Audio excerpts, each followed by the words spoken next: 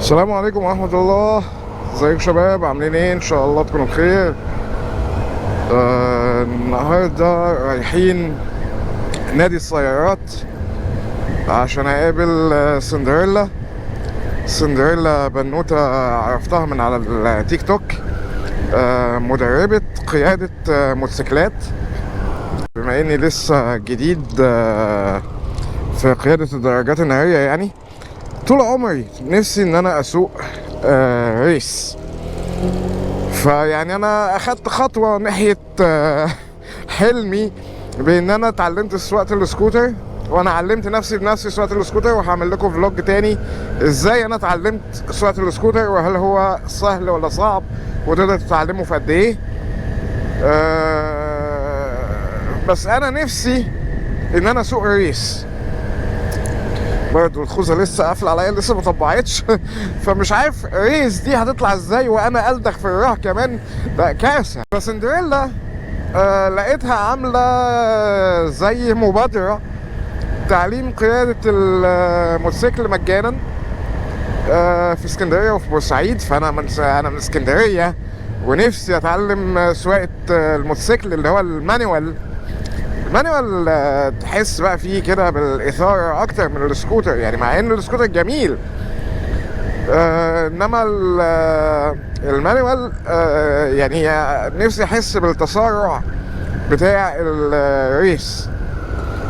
سوقت مرتين قبل كده مانيوال، بس يعني كانت حاجه خفيفه، وانا بصراحه مش عارف النهارده يعني الوضع هيبقى عامل ازاي معاها. يعني مش عارف هي هتقدر تدرب كل شخص من اللي حجزوا معاها قد ايه.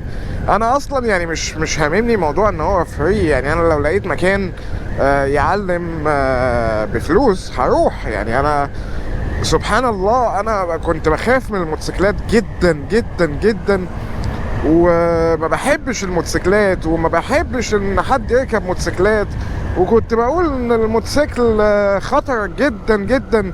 وكان عندي واحد صاحبي يقول لي ده ما اسموش موتوسيكل، ده اسمه موتو سهل. بس يا جدعان انا عايز اقول لكم ان انا مره واحده كده لقيت نفسي ان انا اتضربت بالموضوع. ولما جربت، لما حبيت ان انا اتعلم وركبت وسقت، لا يا جدعان ده احساس جميل جدا. يعني خطر ايه وبتاع ايه؟ طبعا الخطر موجود، والخطر موجود في العربيه، والخطر موجود في الطياره، والخطر موجود في كل حاجه.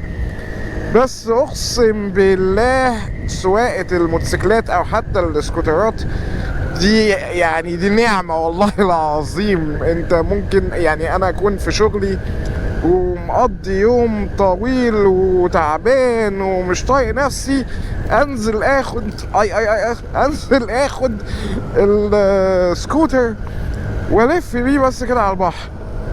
السلام النفسية تتعدل 360 درجة ولا 180 درجة. عندك دلوقتي الجو بتاع الصبح ده، انك تمشي فيه كده والنسمة الصباحية دي تخبط فيك كده، والدنيا رايقة وفاضية، جمال ما بعده جمال، متعة مفيش بعدها متعة. انا بقى مش عارف نادي السيارات ده هنا، متهيألي ان هو هنا، لان هو ده المكان الوحيد اللي هي ممكن تعلم فيه سواقة الموتوسيكلات على البحر، لأن المكان ده فاضي. بس انا بقى مش عارف هي فين. هي معاها عربية فان كده، هنشوف اي حد بيسوق موتوسيكل هنا. انا متهيألي اللي هناك ده نادي السيارات اهو، انا متهيألي ان ده نادي السيارات، بس انا مش شايفها. ايه اديتنا بومبا ما جاتش اتصل بيها وارجع لكم. اسمي موجود على البوابه. لحظه واحده، انا افتكرت انتوا هتبقوا في الجراج اللي هو جنب نادي السيارات اهو. داخل انا اهو.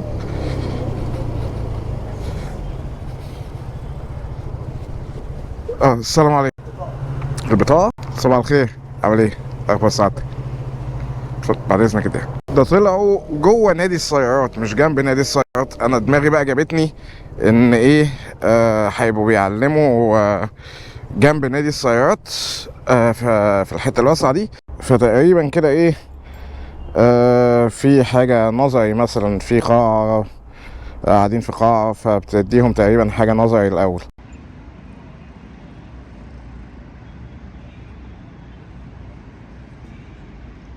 دايما معمول لنا الاشارات عشان نقدر نستخدمها. اشاره يمين حضرتك انا رايح يمين. الازمه تمر ممكن نبدا بقى نبص على الترندات، نجيب حاجه شكلها حلو، نجيب حاجه. عشان كده مثلا بقول للاستاذ مثلا ايه، طالما السكوتر مريحك خلاص.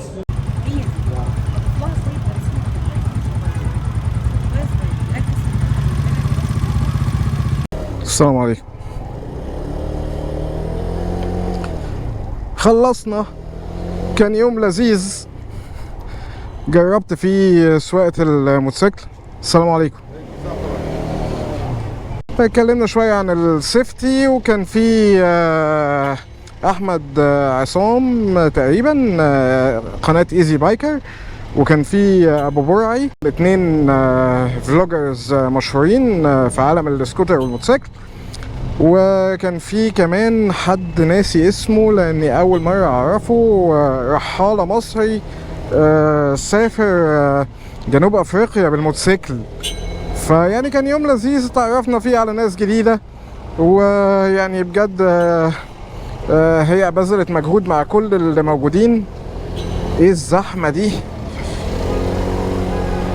بذلت مجهود مع كل الموجودين وتستحق الدعم يعني.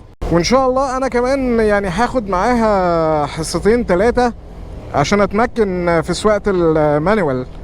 السكوتر مقارنة بالمانيوال اسهل بكتير يعني، وانا اتعلمته لوحدي. انما المانيوال برضه تحس ان هو سهل، بس عايز تدريب شوية اكتر من السكوتر عشان تاخد السنس بتاع الدبرياج مع البنزين وبتاع. من رأيي لازم تروح أكاديمية أو حد يعلمك الموضوع ده، علشان يعني ما ينفعش انت تروح تأجر موتوسيكل وتروح جاي واخده وتتعلم انت وتروح جاي واقع فتلبس. لا، بدل ما تصرف فلوس في الهوا وتدفع فلوس لصاحب الموتوسيكل، روح أكاديمية تعليم يعلموك ازاي تعمل حاجة بطريقة صح.